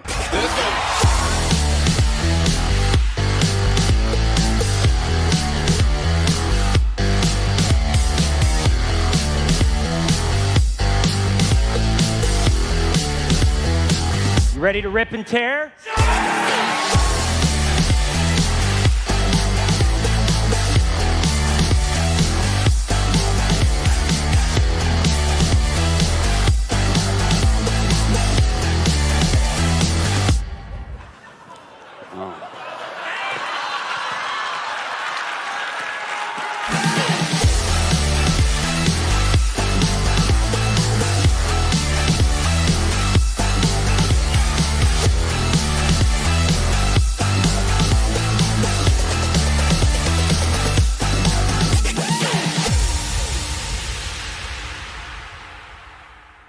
You can see why this show, with its unique and dedicated community, is so amazing, and why this event is a favorite for so many year after year. A quarter century of QuakeCons. Clearly the show had to go on, but it's a very different kind of show. We've taken one of the biggest LAN parties in the world and turned it virtual. And we've gone global, not just in reach, but in participation, with streams scheduled from our teams around the world. But there's one thing even our volunteers don't all agree on. Folks, have we come to a decision on this yet? I'm so happy to be ready to plan QuakeCon's 25th anniversary. Are you ready? It's not the 25th anniversary. Wait a minute. That's next year. 25. What? It's the anniversary. We're excited. 96. No, it's the 25th. You don't have the anniversary on the first one. You have the anniversary on the second one. QuakeCon started in 1996. Is it year? You're off by one. I'm pretty sure it's 24. It's okay. It happens. It's just words. Whatever. What's the problem with this? So 5 years ago. Settled. Clear as mud. Participating in that great debate, some of the volunteers who have helped build this show for the last quarter century. So I want to take a moment to once again thank the QuakeCon volunteers who contributed to this year's show as well, helping shape it with their ideas and ongoing support. And as a special tribute to the volunteers and to the show itself, I vow that I will live the full QuakeCon experience at home. For the next 3 days, I will only eat food served from a truck. I've got all my favorite t-shirts from previous QuakeCons lined up and ready to wear, and I'll be popping into the streams to chat with all of you throughout the show. But before we jump into the programming, let's take a moment to update you on a few of our games. There we go. It's recording. Check. 1, 2, 3. Welcome, everyone, to the temporary headquarters of ZeniMax Online Studios. You know, QuakeCon is one of my favorite shows of the year. In fact, it's community-based, just like Elder Scrolls Online. Some of my favorite ESO panel discussions have come at QuakeCon, where we get more time to go in depth about game features and systems. We're really sorry we can't be there in person this year, but I'm glad I get this moment to share with you, even if it's just on video. This year, ESO is taking you on a year-long journey through the dark heart of Skyrim. We recently launched the Greymoor chapter, and now record numbers of you are adventuring across the iconic landscape and discovering the sinister secrets lurking beneath Skyrim. And we've got more to come. The Stonethorn DLC is launching later this month, and to celebrate, I've got the world premiere of an all-new gameplay trailer for you. Check it out now.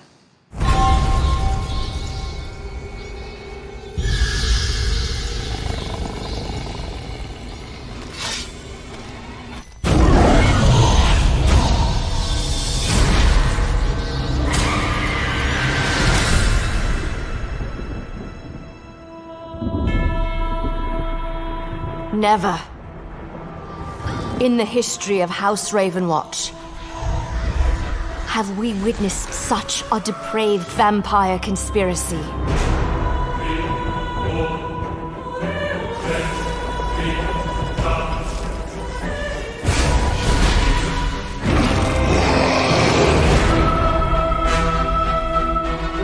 The resurrection of the Grey Host would mean the end of Skyrim. Perhaps even Tamriel itself.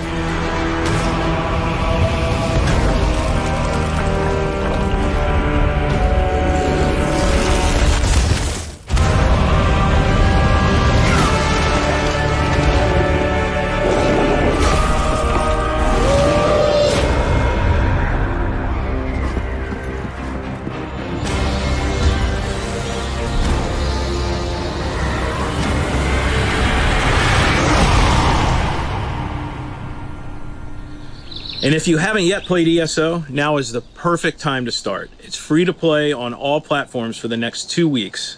So come and join the over 16 million of you that have adventured across this amazing fantasy virtual world. We can't wait to see you in Tamriel. Thank you, everyone.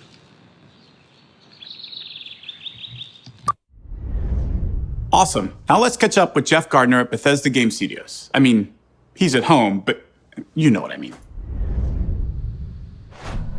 This is my new puppy, Moki. Hi, Moki. So we were at QuakeCon about to do a big panel. When you first walk in that magnificent hotel and it's like a adult wonderland, and then you go back into the room with everyone's rigs and their computers and you see everything that's going on there and the excitement, it's amazing. And I actually really wanted to bring my son this year, but with the release of Wastelanders this year, we brought NPCs back into the game. Our last patch just recently added in a new Looking for Group feature and a challenge board we call Legendary Run, which is free to all players to allow you to do daily challenges, to unlock items and weapons. The game is super fun. We are continuing to tweak it, reading community feedback, changing things. It's going to be an ever-evolving game. We want it to evolve with the fans, and we're not done yet. Soon, we'll have even more coming, including one Wasteland. You'll be able to go anywhere, with anyone, and take on challenges regardless of your level. We'll also be adding a new way to explore and experience our dungeons with daily ops, plus the Season 2 Challenge Pass, Armor Ace. And remember, all our updates are free to anyone who owns Fallout 76, so keep playing, and keep sharing your feedback with us.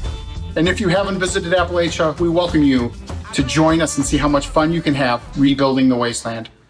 Thank you. Thanks, Jeff.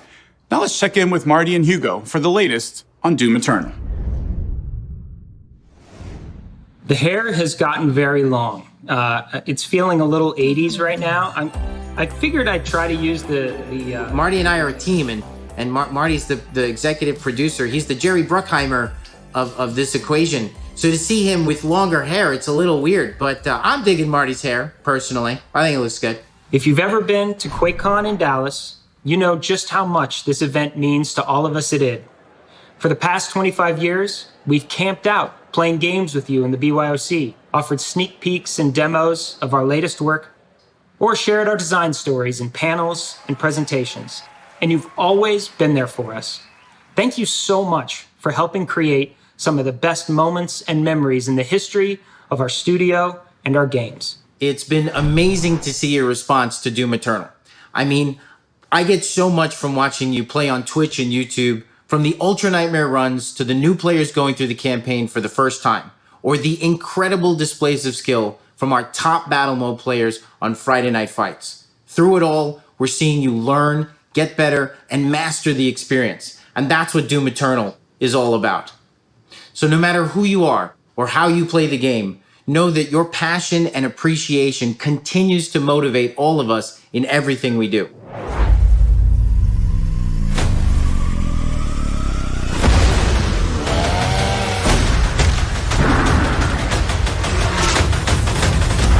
There is only one dominant life form in this universe. The Slayer's time is now. It's also amazing the amount of carnage and destruction you've managed to create in the short time since launch. Like, how about the fact that you've killed more than 12 billion demons? 2.9 billion of those were by glory kills alone, and 1 billion with everyone's favorite, the Super Shotgun. Or how about the 607 million nuked demons by the BFG? I mean, altogether, that's a lot of dead demons. And who doesn't want more toys? You've managed to collect 41 million of those things and amass 86 million one-ups. And by the way, because I get asked this all the time, yes, the team at Bethesda is working hard at getting the real toys made for you. We really have enjoyed seeing how much fun you're having with the game. But we've also been hard at work on updates and new content, from new visual rendering modes and a totally new battle mode map to empower demons and multiplayer latency improvements. Doom Eternal gets bigger and better with every update. Despite the challenges of working from home, we're still looking forward to releasing Invasion and more campaign master levels, as well as new maps, playable demons, and a competitive ranked mode for battle mode. Our highest priority, however, has been on what you told us you want most. So, what better place to share a short tease of our first campaign expansion? You are here to restore order to my world.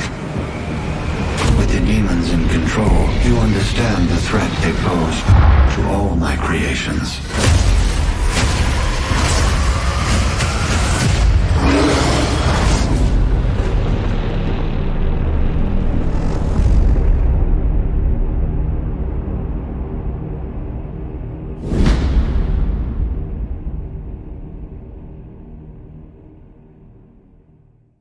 Yes, the Ancient Gods Part 1 picks up after the events of Doom Eternal. Hell was ripped, heaven was torn, and the Slayer's legend grew. Your rampage of destruction saved humanity from extinction, but it came at a cost. Now there's an imbalance in power in the heavens, and the true ruler of the Doom universe must rise to set things right. It's all very cool, very comic book. Yes, thank you again from everyone at id Software. And hopefully, we'll be seeing you all in person again next year. Next up, let's head to Tokyo, the home of Ghostwire Tokyo, and visit with the incomparable Shinji Mikami.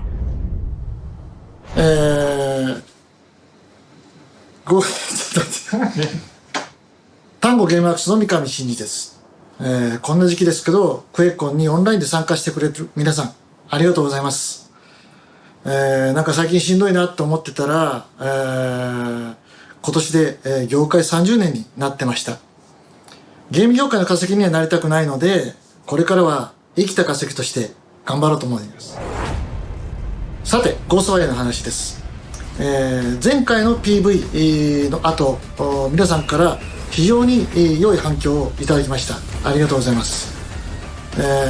残りの制作期間かけて、私たち指導、よりユニークでより魅力的な作品にするために、頑張っていきたいと思っています。そして今回、ゴーストワイヤー東京について重大な発表があります。なんとゴーストワイヤー東京では犬の頭をなでなでよしよしすることができます。ではまた。Arigato, Mikami-san. Speaking of petting dogs, be sure to donate to one of our favorite QuakeCon charities, Dallas Pets Alive, for some really cool t-shirts. More on that later. Now let's see what's up with our friends at Arcane Lyon, Dinga, and Sebastian. Sorry, I just bumped the camera. Okay. Bonjour tout le monde. Such a honor to be following Shinji Mikami. But we're also honored to be addressing all of you at QuakeCon. Like our friends at Tango, Arcane released our first gameplay trailer for Deathloop in June at the PS5 Future of Gaming event. We were energized by all your heartwarming positive feedback. Let's recap what we can share with you about our game. We introduced you to Colt, a soldier trapped in a time loop on the island of Black Reef, hunted by everyone, forced to relive the same day over and over again. In order to free himself from this cycle of madness, Colt must kill 8 powerful visionaries before midnight. But they are scattered across the island, and their schedules don't seem to line up in a way that would make it possible. And this is where you come in. You get to decide how to solve what we like to call a reverse murder puzzle. Figure out your target's plans, decide how and when to exploit them, how to go loud or to go stealthy, what passes to take. And each time the cycle resets, you'll be stronger, wiser, closer to solving the mysteries of the island, and finally, breaking the loop.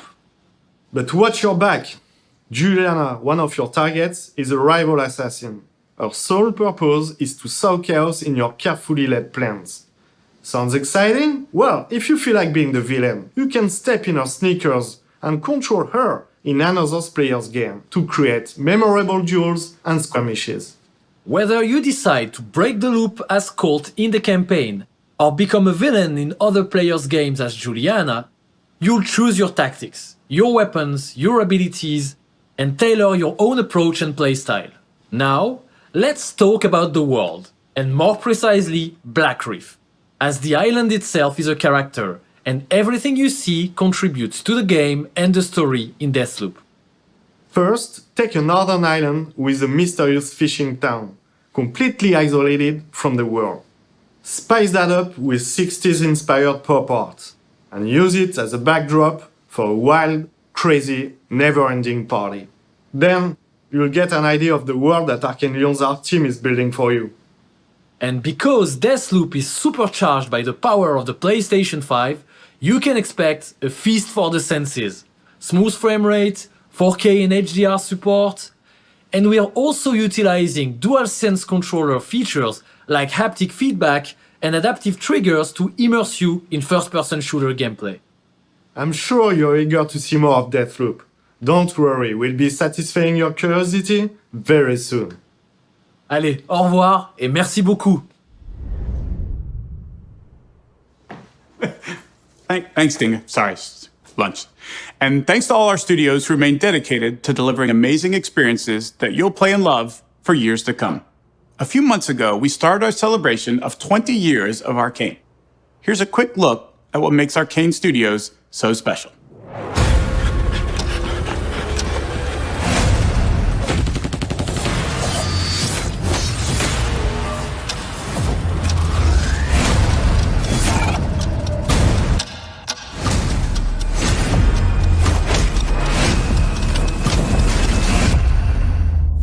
Nothing is an accident. Everything is in motion.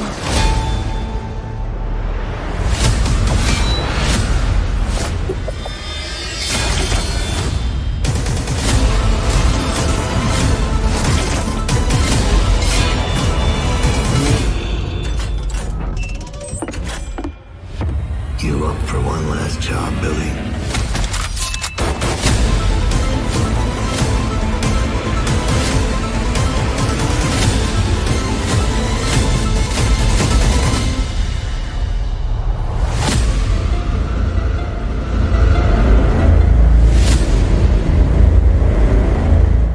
Like every year, we're running all kinds of deals and specials, including the Arcane Bundle, which features so many of the studio's biggest hits. Throughout the week, you can pick up many of our games for 50% off, some as low as 80% off. And we're also putting ESO's newest chapter, Greymoor, on sale for the very first time.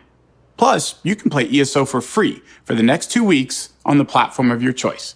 Head to Bethesda.net for all the details, including the QuakeCon PC bundle and the worldwide launch of the Doomslayers Digital Edition. And that about wraps it up for me. Before I go, a quick shout out to our sponsors. They'll be giving away some great prizes throughout the show. Also, a reminder, we're supporting a range of charities throughout the stream, and you can donate directly to the same charities we're supporting.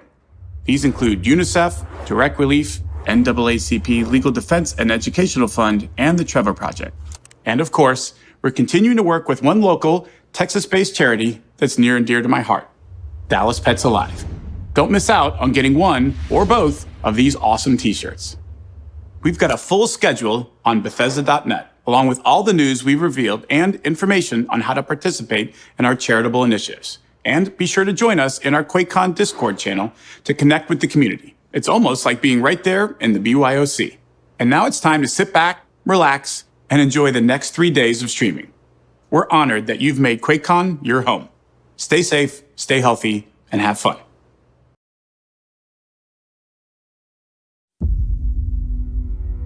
The presence of the divine was a major aspect in everyday life for the people of the Bronze Age.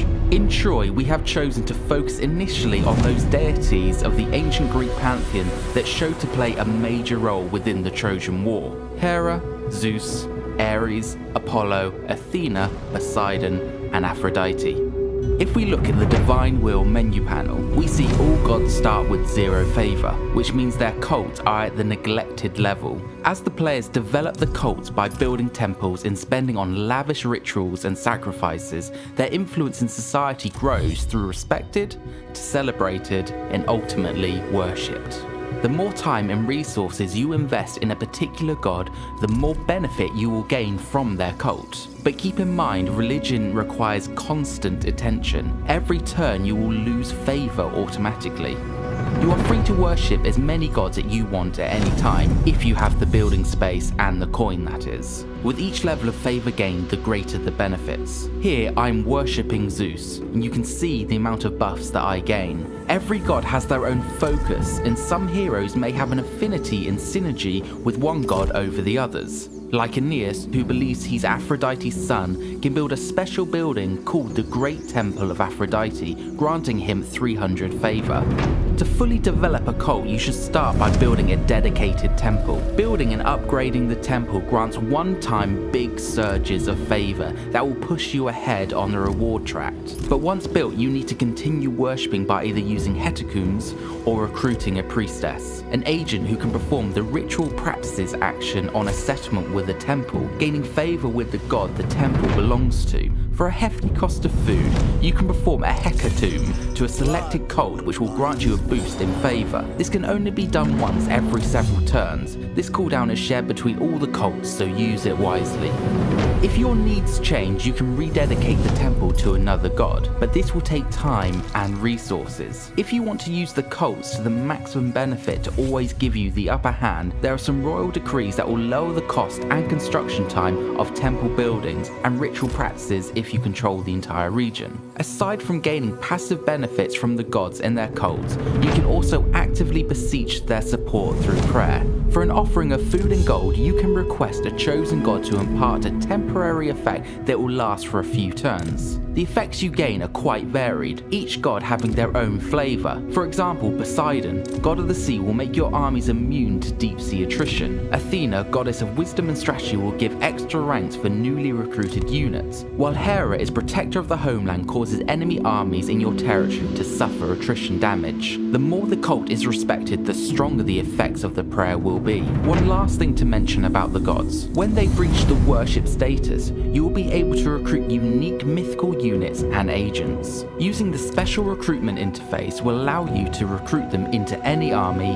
anywhere on the campaign map, while epic agents can be obtained from their selection in the usual agent recruitment panel. Making good use of the different cults and their priestesses can aid you whatever your playstyle, and in any part of the game. Their powerful effects can aid you in battle, strengthen diplomacy, and defend your lands. Whether the gods exist or not is up to you, but know the cult benefits in Aya are very real.